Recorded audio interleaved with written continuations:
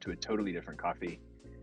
And no problem. He's still happy with participating, still happy with learning.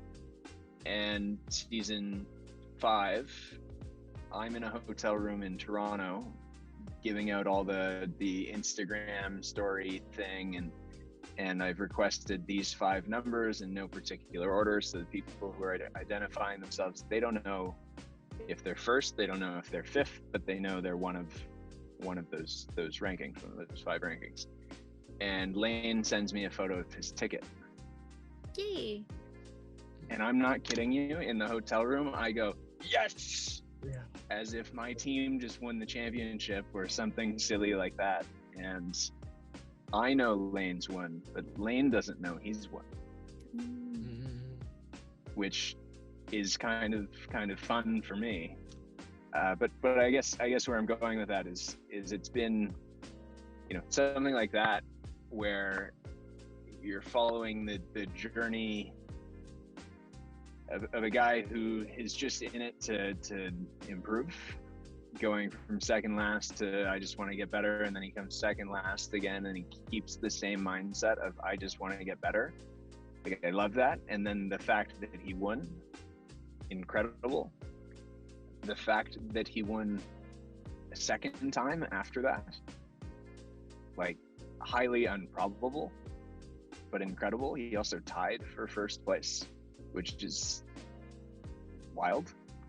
So I think that's probably my favorite story from the lottery is just kind of what he's doing and where his head's at with I just want to improve, I just want to get better. I really love that mentality. I think it's very heartwarming. It's it shows, I think, true dedication to the craft, and we are not bound by where we live or how many people live around us to grow a business or have an impact in the greater community. I think if you look on a map where he lives, he is very rural, but he had an order to Hong Kong. Somebody in Hong Kong ordered his coffee, and people in Canada are ordering his coffee, and I don't by any means want to say it's because of the lottery, but I think the lottery has helped him kind of get his brand out there a little bit and helped him, grow a little bit of the following. And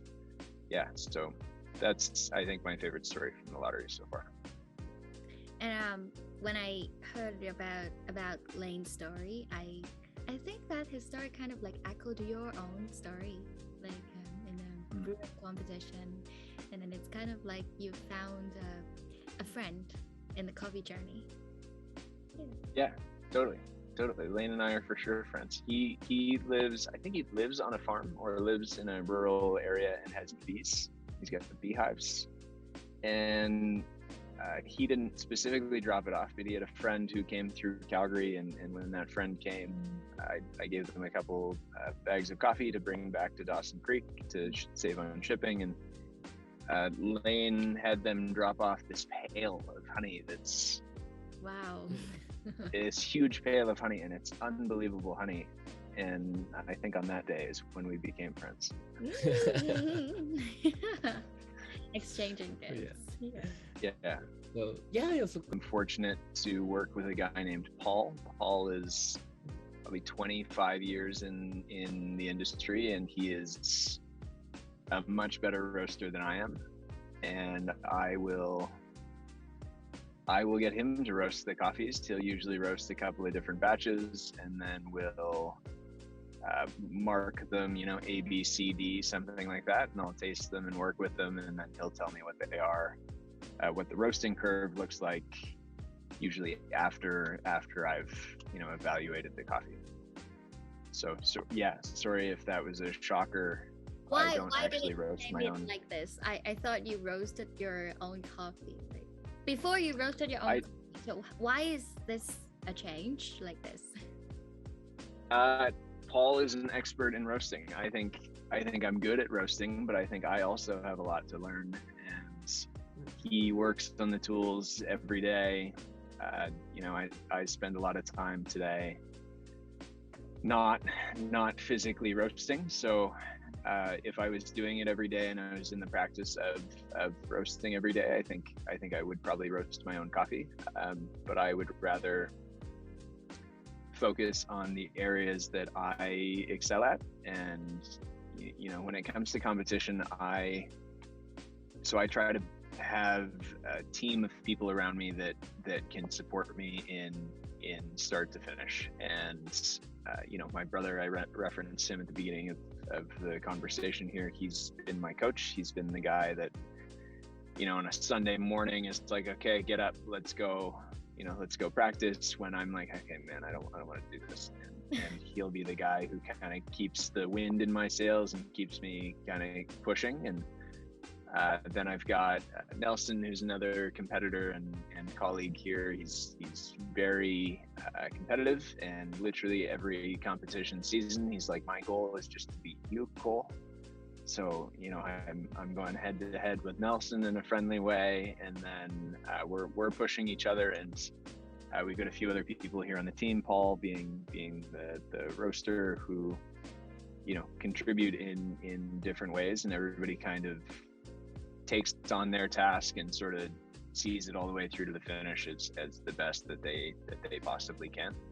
And that way you have the team to fall back on. And if I'm not super comfortable with something that I've done, or I need some sort of feedback, they can support me with that and sort of guide me. You try this roast versus that roast. I think this roast will have more acidity, or whatever you're looking for. And so an example, Paul, when I competed in Boston, so where I live in Calgary, we're at 1,100 meters above sea level. So our boiling point is about 96 Celsius. So I generally speaking, I brew coffee at about 94 or something like that. Going to Boston, Paul used to live in the UK and used to live right at sea level.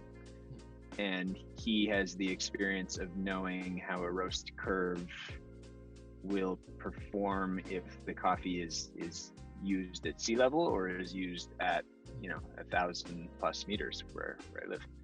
And he was able to sort of navigate that change in altitude and predict which coffee would be better when we got to Boston, which I think is pretty exceptional. I don't know how to do that. Interesting. I didn't even consider it at the time, but I remember about a week or 10 days before we left, he said, "Here, I think, bring this roast, try this roast, because I think it will react better with the change in all of these factors due to altitude." So, sure, I'll bring it. Thanks. Sure enough, I tried that one. It wasn't my favorite in Calgary, and it became my favorite in Boston. Yeah, that's really funny. That's interesting. Yeah. So to go back to your question, how to roast coffee, just get a guy like Paul. Who live in different places. So exactly. She must be old enough. Paul's got lots of experience. He's wise beyond his years. I see.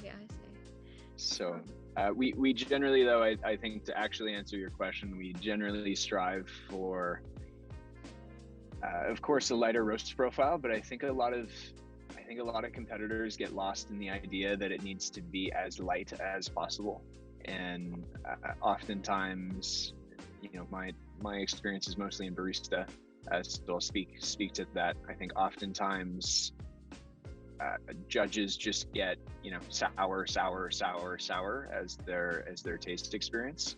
So I think actually putting a little bit more development onto the coffee and finding balance. The score sheet literally reads a harmony of sweetness, acidity, and bitters. Those 3 quality attributes are all rewarded, and they want to be there in some degree of balance. They don't all need to be medium or all need to be low or high. They can be high, low, medium, but they need to work together in a way that they're integrated.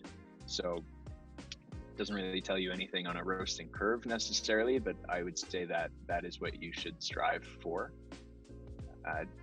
Even 𝚤𝚎𝚍𝚖𝚎𝚘 being the top spot at WBC, it doesn't really have much in the way of acidity or bitterness, but the competitors that succeeded with it were able to find a harmony in balance, a harmony of attributes within that, which I think on their individual levels, speaks to the skill and mind of those competitors, the top 3 that use those coffees. And I think one of them also blended it to find better harmony. Yeah. Right? I think the US competitor blended 𝚤𝚎𝚍𝚖𝚎𝚘 with 𝚎𝚎 Azul, if I remember correctly, to try to bring some acidity into the equation and do something unique and different. So soon, hopefully this year, maybe next year. Maybe next year will be a better guess. Yeah. Okay. Great. Yeah, I would love to visit. I think, I'm very grateful for the support from the 2 of you. Alex, you were my first client in Hong Kong, and I'm super grateful. I now talk to quite a few people in Hong Kong, which is a little bit wild for me to consider that I've been to Hong Kong, but I was there for 12 hours, 16 hours, something. It was on a flight and a flight connection. And so I went to Kowloon Bay, and, I think that's the first stop off the train from the airport. And I, ran around quickly and then went back to the airport. So that will be a very long time ago, right? It was 2018, I think. Oh, I see. Oh, so the year before COVID. Yes. Yeah. Oh. So a long time ago now, but I've never really, fully experienced Hong Kong. So I'd love to. We'll host you. I'll bring, because I have a few friends from other countries as well to Hong Kong, and I bring them to eat those pig intestines and and then Oh wow. Okay. dainty eggs, and I really like that food. So as like coffee lovers, we need to expand our flavor wheels, right? Try everything at least local once. favorite. Yeah, our Hong Kong local favorite. Yeah. Yeah. We have a lot Okay, of like great. umami food or very savory food, to expand our experience. I love it. I'm Come to Hong Kong. interested. Yeah, you must let me know, and then I'll bring you Okay. to all those places with good food. Yeah, a food trip. Okay. Yeah. You Perfect. I think generally I'm very curious about the coffee community in Hong Kong. To my understanding, it's a very strong community. It's a very everybody's kind of got a smaller scope with kind of a nano roasting. Yeah. I don't know if that's the right way to describe it, but smaller scope in what they're doing, with a more experience-driven boutique style of service and overall product design. To me, I love that. You know, in Canada, I think that type of super boutique coffee shop is really tough, just on the premise we don't have a lot of people. Our cities don't have a ton of density.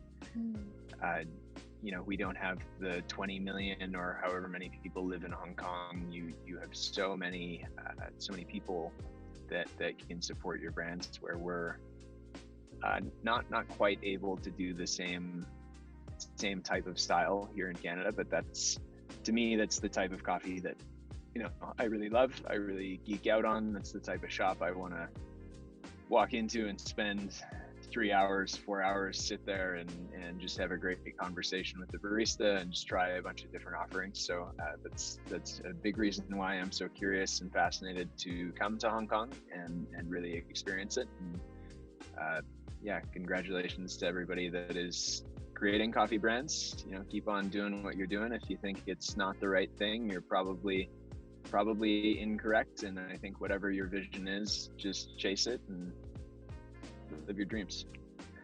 Yeah. And for our reference, we do have a Telegram group, like of 4,000 people. 4,000 people. 4,000. Yes, 4,000 people on Telegram. Wow. Okay. One single group on coffee. So most of them are customers. They will discuss like once or twice a week, like starting a discussion about like which coffee shop should I go today? And then they were kind of like, and last week I went to ABC shop, and then I tasted the new coffee they have this week, and it tasted really good. And it's kind of like a very strong community on the customer side. And then, but I do think that there can be more connections between roasters and shops. And under the pandemic, like most of the coffee shops, they will kind of like have to close down if there are confirmed cases because of the government controls. And so it's kind of like when coffee shops close down, some barista will start to have a practice of guest barista. So they'll go to another coffee shop of a friend, and then they will stand there for a day or two to brew coffee on behalf of that shop. So it's kind of like when customers come into that shop, they will see that, oh, the barista is different, because like we are kind of like serving local community too. So if people change, if the barista change, and so they will sense the difference. It's a new chance in Hong Kong here for us to like exchange our barista, and then we'll play with the coffee machines from other shops, and then also use the coffee beans from in that shop. So it's kind of like we have this kind of little exchanges between shops. But then for roasting, maybe we can start some. Changing machine. Yeah. Or like borrowing or lending the same machine for roasting and then cupping together. We will see like how it can go. Cool. Yeah, we'll let you know. Yeah, I love that. Or probably we'll need some of your advice too. Yay. Sure, feel free to reach out at any time. Yeah. So Cole, again, thank you so much for your time. Like it's almost an hour, so we know that like face-to-face time is the highest cost in business. Yeah, so we really I love this. Thank you for the opportunity to chat. It's great to meet you both face to face next time, or hopefully in the near future it will be in person, face to face. Face to face, yes. Yeah, face to face. So thank you so much. Thank you. We'll have the video like edited and uploaded on our Instagram and also our YouTube. Okay. So probably we expect to reach a lot of our customers and also people from Hong Kong. We'll let you know and keep you posted when the video is ready. And if there is anything you want us to like, maybe can you cut an excerpt of the video for me, and then you can surely let us know and we will happily help you in that. And so let's see how it goes to connect like Canada and Hong Kong together in coffee. Awesome. I think it's a great idea. Oh, and I forgot, we will send the roasting curve to you, like and we'll also have a review, probably I guess in bilingual, in Cantonese and in English as well, so to let customers and also from your side to maybe we'll have some discussion of the roasting curve, like how did it go and why it will become like this. So also on the technical stuff, because just now in our discussion I heard that roasting curve and also some reviews will be very helpful in exchanging our knowledge. Yeah, of course. We can learn as a community. I like that a lot. Yes. Okay. So let's keep in touch and then online. Thank you so much. Thank you, Cole. So that's the end of our video today. Thank you for watching. Bye-bye. Bye-bye. Bye-bye.